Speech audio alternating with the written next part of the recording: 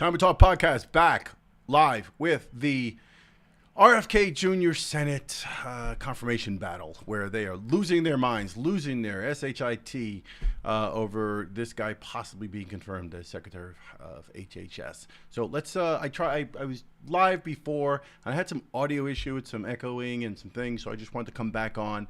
It's 12 o'clock. It's lunchtime. If you guys can join Time to Talk podcast. I truly appreciate that. Subscribe. Let's get into this. Bernie Sanders currently questioning him. Let's get into it now. And we'll do some reactions and talk about it. Tell a woman what she can do with her own body. That's her choice. Now, I think everybody on that side is pro-life. I think everybody here is pro-choice.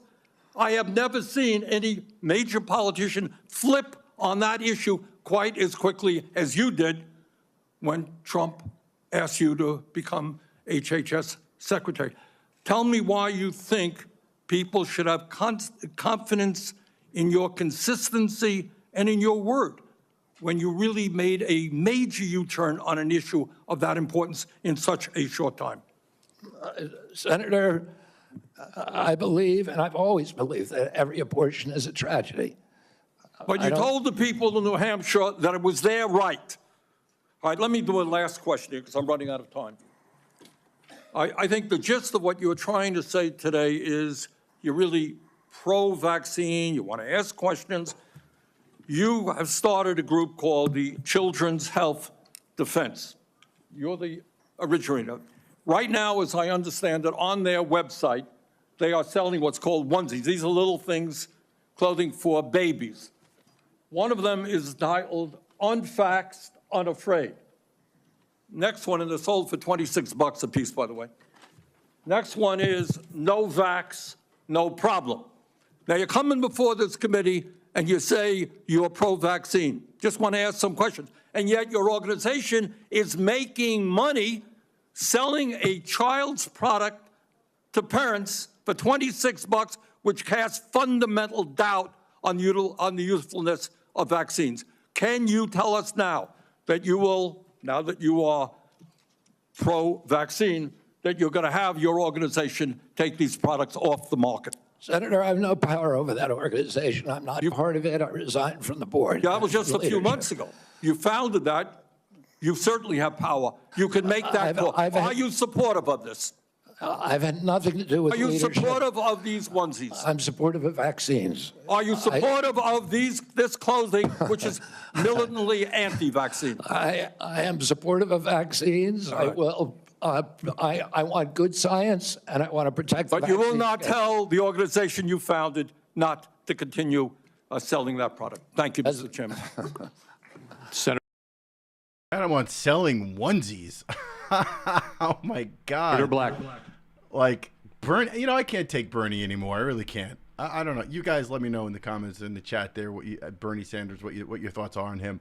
We're watching the Kennedy confirmation hearing, the Senate confirmation hearing, and these Democrats and such, and people like Bernie, who I don't know where he is nowadays, but just going nuts and doing the whole anti-vax thing. It's the only thing they've got. It's all these people are wrapped up in the financial interest, and that's their motivation, and they got to stop this guy by any means necessary because he's questioning that gravy train. He's questioning where they're getting their science from and how they're making their money and how our country is sick. So let's listen in and watch a little bit more.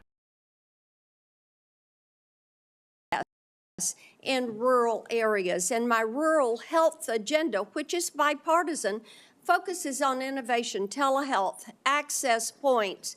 It focuses on work shortages, and also Senator Warner and I have together focused on making certain that we address the area wage index and do that fairly for our citizens that are in rural communities. So I would like a commitment from you that when confirmed, you and your CMS administrator will work with us to make certain that the area wage index is balanced and that it is fair to rural areas. Senator, both Dr. Oz and myself recognize that rural health care is in crisis in this country, and that is catastrophic for our entire country. And I talked a little bit about my commitment to rural health earlier in this hearing, the regional price points, as you know, are set by Congress and not by HHS. I will certainly, and I know Dr. Oz will certainly work with you to make them sensible. We look forward to that. Also, you and I, before you came forward as the secretary, the nominee, we had talked in years past about over-medicating youth and concerns over that. And I was looking at a report from TennCare, which is our Medicaid program in Tennessee. And I was concerned when I saw a number that TennCare had spent $90 million in 2024 alone on ADHD. This was 417,000 of our children. And $90 million. To me, that is heartbreaking, what is happening there. So how will you prioritize oversight of prescribing practices while promoting alternative solutions such as counseling, behavioral therapies, community-based interventions for our youth? Exactly, and that's the solution. 15% of American youth are now on Adderall or some other ADHD medication. Even higher percentages are on SSRIs and benzos. We are not just over-medicating our children, we're over-medicating our entire population. Half the pharmaceutical drugs on earth are now sold here. 70% of the profits from pharmaceutical companies are from the United States, even though we only have 4.2% of the world's population. Not only that, but a recent study by Cochrane Collaboration founder Peter Ghosh found that pharmaceutical drugs are the third largest cause of death in our country after heart attacks and cancers. Oh, they're not making us healthier. We need community health initiatives. We need access to treatment. We need exercise. We need better food. Okay, let me talk to you about one of those access points in treatment. And this highlights a problem we have in the federal Medicaid law. Since Medicaid's enactment, states have been prohibited from using Medicaid funds for care provided by institutions for mental disease. We refer to them as IMDs.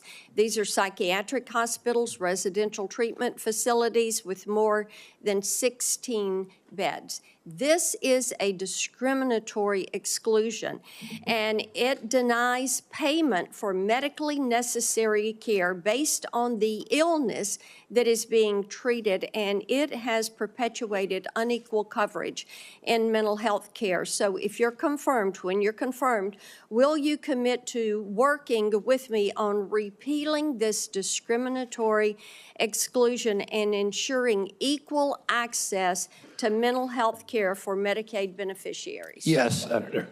Thank you so much. I've got a question on PBM reform, one on artificial intelligence in healthcare. In the interest of time, I will yield back.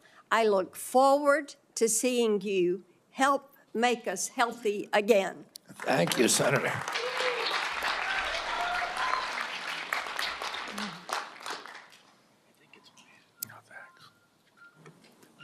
Senator Lujan. What? No, you're next. I'm next. Excuse me, I made a mistake. It's Senator Cantwell. Thank you so much. Thank you, Mr. Chairman, and congratulations on your nomination, Mr. Kennedy. And I've been absent only because I've been in another hearing with the nominee to be the Commerce Secretary. So I will review everything that you've said. Now let's see how this is going to go. This is Democrat Senator Maria Cantwell, Democrat. So she is certainly not going to go easy or light. If you're joining here, you're watching live, there's a couple of you. Go ahead and use the chat. Let me know your thoughts on RFK Jr. and this confirmation and what you think is going to happen. What's your predictions? Are you there for him? Are you against him? Whatever. Let me know in the comments there in the chat. I'm new to the whole live thing, so we're getting this kick in. We're getting it started. I appreciate you being here. Subscribe if you've not yet subscribed. Let's get back to this hearing. Healthy foods, I definitely am troubled by the medical research side of innovation and some of the things that you have said. In fact, this issue about laying off 600 employees at NIH, or giving the fact that, to quote, give infectious disease a break for 8 years. So we've had a chance to talk about this a little bit, but the most striking example of this is when COVID hit.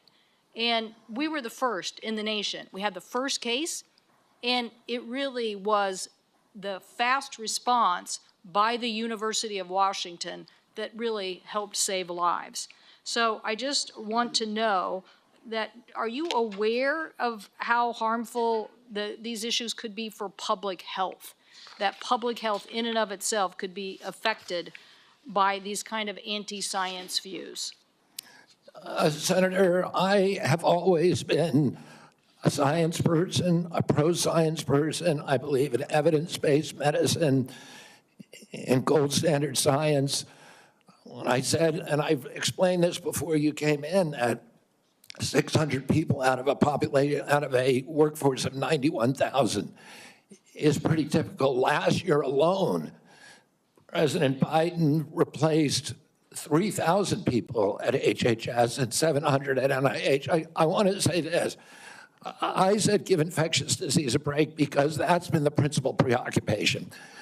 Infectious disease, chronic disease is 92%, accounts for 92% of deaths in this country, and almost nothing is studied at NIH about the etiology of our chronic disease epidemic. But right now, the money is going to infectious disease. but And I get your point. It's an interesting point. The problem is we had to respond, and it's actually the Gates Foundation and a flu cohort that figured out what was wrong, and that we had an outbreak of COVID that was going beyond. Anything with the Gates Foundation having anything to do with vaccinations or anything to do with technology when it comes to vaccinations or sicknesses or medicines or pandemics, totally disregard. Man is a criminal. We'll get into that on this channel at some point. Tissue. Yes or no, do you commit to protecting stem cell research for scientific agencies if confirmed? I will protect stem cell research. Stem cell research today can be done on umbilical cords, and you don't need fetal tissue.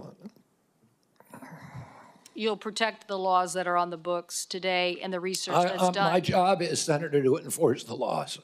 Okay, so I want to move to PBMs because PBMs are driving up drug prices. And one of the biggest things that we need to do here, I think, in a new administration is get a handle on everything that is driving up prices and lower them. The report found that PBMs generated $1.4 billion from spread pricing. That is where they are able to basically set the price, not reimburse pharmacies, and then pocket the rest. We've had bipartisan legislation in several different committees now to get at this. What do you think the solution is? I think one of the really notable achievements of this panel was the PBM legislation that they put together in a bipartisan way. I haven't met a single senator, well, actually one only, but of the 60-odd senators that I talked to, all of them talked about PBMs and how important it was. And President Trump, during his first administration, pushed through a law to give transparency to PBMs. It got overruled during the Biden administration. Luckily, this panel is resuscitating that. President Trump is absolutely committed to fixing the PBMs. My time is running out, so I just want to clarify. You believe that we should pass these laws that now have been proposed in the Senate? I haven't read the entire law, so I don't know, but I think that we need to reform the PBMs. I think we need to get rid of all of these vested interests that are draining money from the system. Okay, somebody suggested, though, that you thought you should convene the PBMs and talk to them about some sort of self-regulation. So I am trying to distinguish between these people who basically are doing illegal activities and ripping off, really they're creating pharmacy deserts in my state. So I'm asking you whether you believe that we have to legislate in this area. Again, I'm not being evasive. I just don't know exactly what the law says. I met with the PBMs. I met with pharma. My job is to meet with all the stakeholders. I've been meeting with stakeholders for 40 years. People I was suing, you want to hear from the other side. Well, it's, That doesn't okay. mean I would let the PBMs write their own ticket. I think. I support the efforts of this committee to come up with bipartisan legislation. President Trump wants to get the excess profits away from the PBMs and send it back to primary care, to patients in this country, to high-quality health care. I'll ask you for the record, since my time's expired, to look at the legislation that came out of the Commerce Committee that defines the legal activities that they are doing to drive up prices, and get us an answer for the record. Thank you, Mr. Chairman. In principle, I support that legislation. Thank you. And let me just tell you the list as we have to move forward to the ending here. Senator Lujan will be next, followed by Senator Marshall, Senator Warnock, Senator Smith, Senator Young, and Senator Welch. And let me say again, Mr. Chairman, this is a matter of such importance. A number of my Yeah, it's such importance because, again, money. Money, money, money, money, money, money, money, money, money, money, money, money.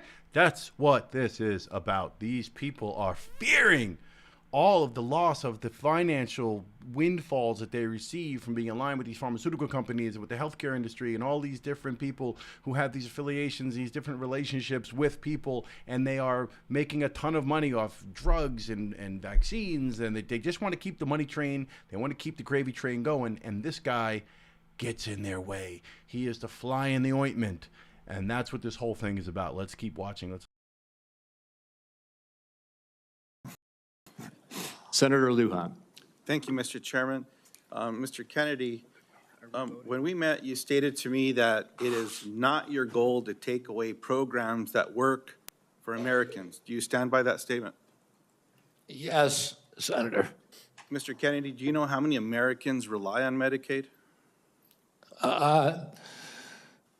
It's about 72 million plus the 7 million kids who are on chips. Appreciate that, 72 million. Yes or no, is it important that expectant mothers and newborns have access to health coverage? Is it important that expectant mothers and newborns have access to health coverage? Absolutely, Senator. Mr. Kennedy, do you know how many babies born in this country are covered through Medicaid? I would guess, I don't know the answer, I would guess about 30 million. I have it, Mr. Kennedy. About 41% or 1.4 million babies births are financed by Medicaid, according to the National Center for Health Statistics. Yes or no, do you believe that Medicaid is a critical program? I believe that Medicaid is a critical program, but that it's not working as well as it ought to be. And President Trump has asked me to make it work better, that most Americans are not happy with it, that the premiums are too high, the deductibles are too high, and everybody's getting sicker. Too much money is going to the insurance industry. I have a series of yes or no questions. They're pretty simple. Because you heard we're not going to get a second round of questions, I ask for your indulgence to be able to get through them yes or no. In New Mexico, as you know, Medicaid is often measured state by state.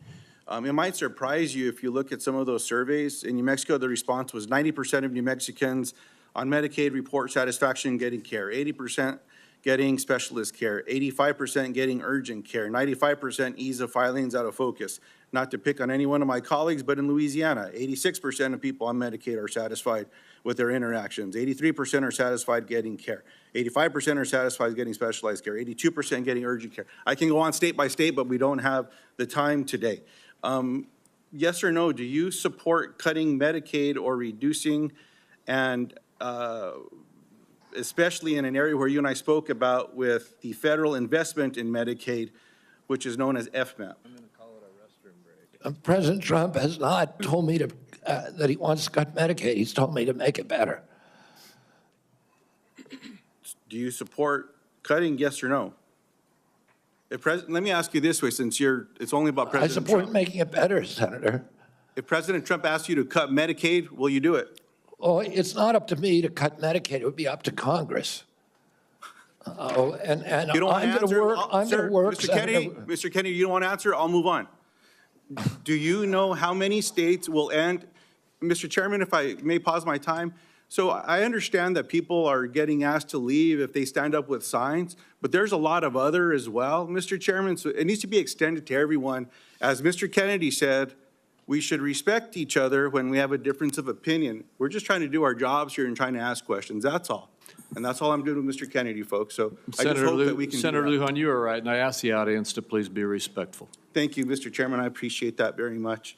Mr. Kennedy, do you know how many states will end their Medicaid expansion if the federal share of Medicaid drops?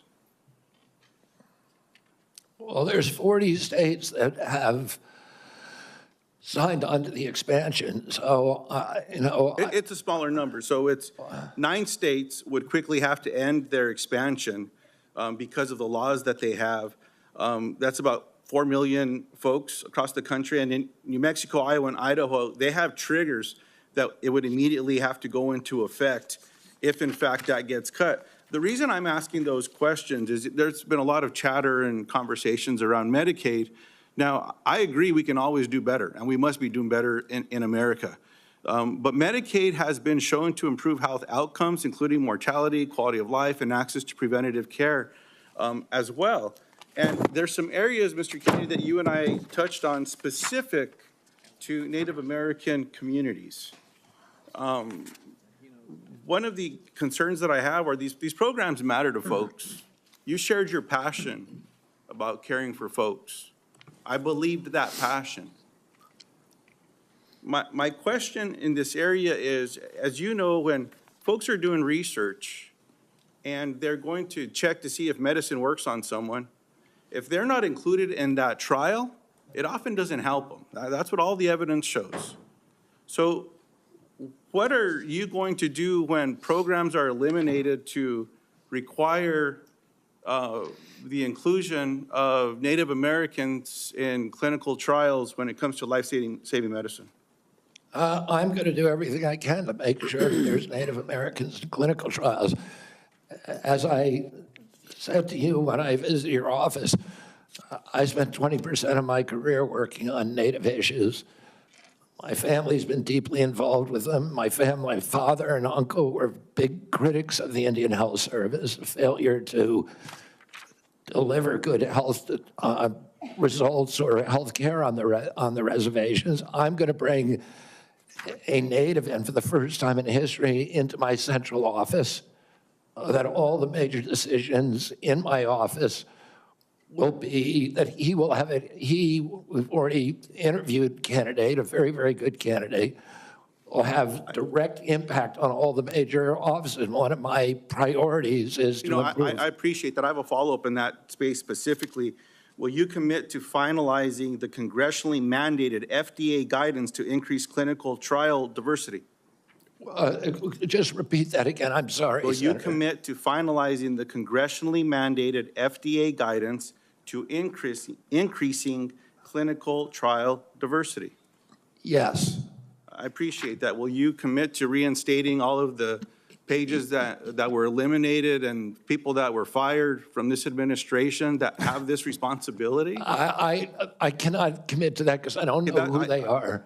Well, there's I'll some commit folks to out there doing the working work. with you to make Mr. sure Kennedy, those positions are adequately staffed. I will follow up in writing in those specific areas because I think there's some commonality here, but answers matter. And so I'd like to get those as timely as possible. The last thing, Mr. Chairman, that I'll say is one of the conversations I had last before this hearing was with a family that I've been working with to work with my Republican colleagues when it comes to autism and federal programs and making a difference in these families' lives and this little girl's life. What I'm asking now, Mr. Chairman, is unanimous consent to enter into the record an article from Autism Speaks titled, quote, "Do Vaccines Cause Autism?" End quote. And I'll note that the first sentence states, quote, "Vaccines do not cause autism," end quote. Thank you. I yield back. Without objection. And before we move on, we've had a request from several quarters for a quick restroom break. We will take a 5-minute recess. I'm sorry to those remaining 5 or. Okay, so they're taking a break. If anyone's watching, I think maybe one of you might be, 2, 3 of you might be actually watching. I appreciate you being here. Trying to do more of the live thing. So they're taking a break. They're taking a bathroom break. And I hope this man gets confirmed. I really do, because this entire thing, and I wouldn't be surprised if plenty of those Democrats, plenty of people who are going to grill him, who don't want to see his confirmation, are being paid or having some sort of deals being made behind the scene. And you know, those people who very much want to see him stop, the people who who are in line to benefit or continue to benefit financially from their arrangements, again, with Big Pharma, with the FDA, with these different positions and these alliances that they all have, and they all sort of shake each other's hands and scratch each other's back, and they all make tons, millions and billions of dollars off of it. I wouldn't be surprised if they are, you know, they've been in negotiation, they've been in talks with people behind the scenes to make sure they stop this man. And there are probably financial interests for some of these senators and stuff to reject his confirmation.